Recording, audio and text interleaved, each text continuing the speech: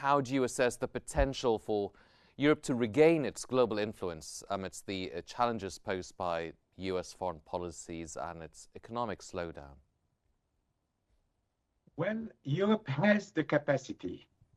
Of course,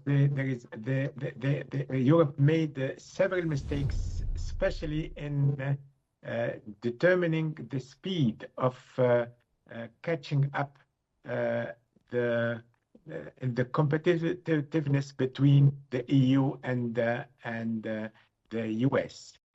The relations between the US and the EU is made by two different components.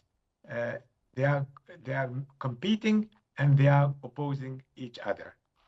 But the major opposition is between the US and China. Before, it was the opposition between the US and Russia, the Soviet Union. And then it moved to China. But now there is a new component. The competition and for the leadership of the world is regarding the artificial intelligence. And here it's a major turning point. It's like the invention of electricity, which has changed dramatically the relationship and the geostrategy in the world. Now, this competition, this race, the US want to put everybody beside this struggle with China. But the Europeans, they don't accept that. The Europeans, they want to be part of this race and to take their own share of this race and to their own they want to their own position. And here we have the confrontation between the US and Europe. Europe is dependent on the energy and the cheap energy which was getting from Russia. Now the relations with Russia are difficult. They have also, on the positive side, they have a unified currency, and which is a tool, a leverage, and a tool for this competition.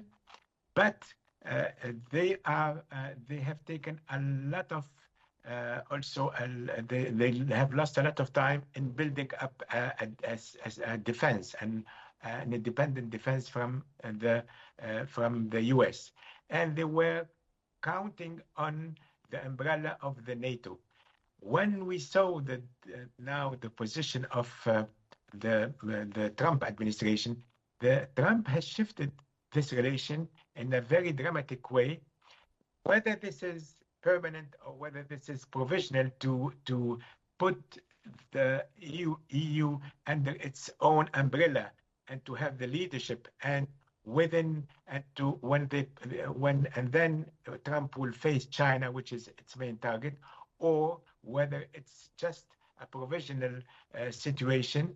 When we see how they changed the position of the US administration, how it changed from Biden to Trump, and now Trump is being ambiguous, putting an ambiguity, and this is what we call a strategical ambiguity. How he will support, how its administration will support Ukraine, or whether they will make a deal by excluding Europe, but Europe will not let this happen. And this is the major items of the relationships now. Yes. Well, Mr. Firzli, now with the challenges that Mr. Boudin has mentioned and the European Union facing more internal fragmentation and growing reliance on the external energy sources, how realistic really is the idea of European strategic autonomy in the sectors of defense and energy?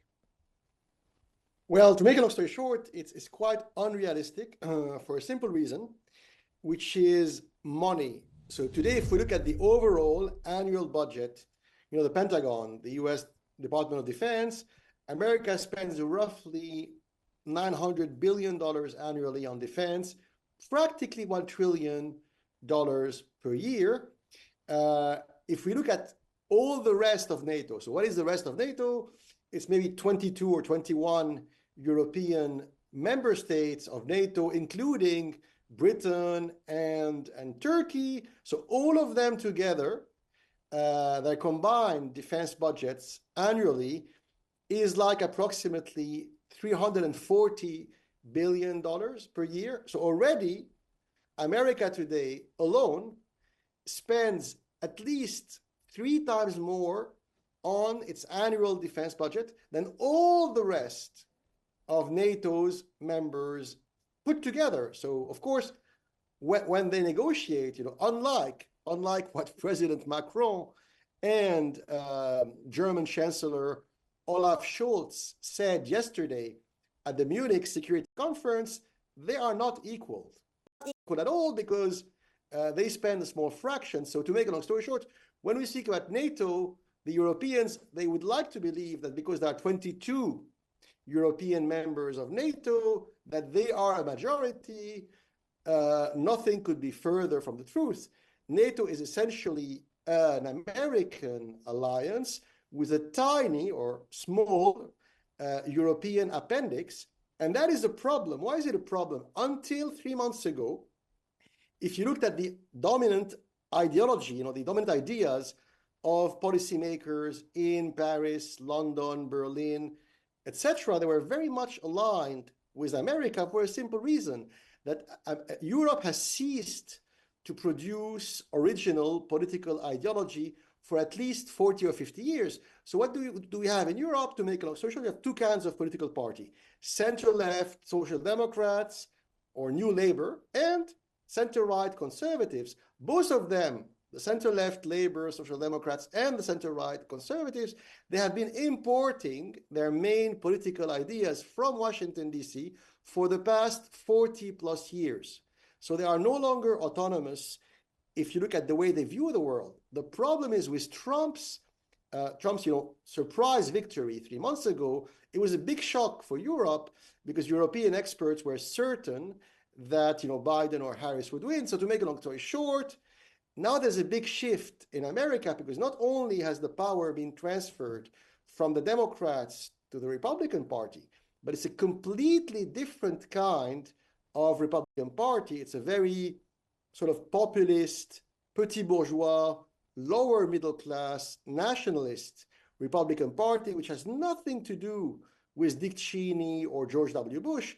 And the Europeans are in shock. Be they conservative or social democrats or centrist, they are in shock, and they're having a hard time realizing that America itself has changed fundamentally. And of course, that change in Washington, D.C., it will percolate.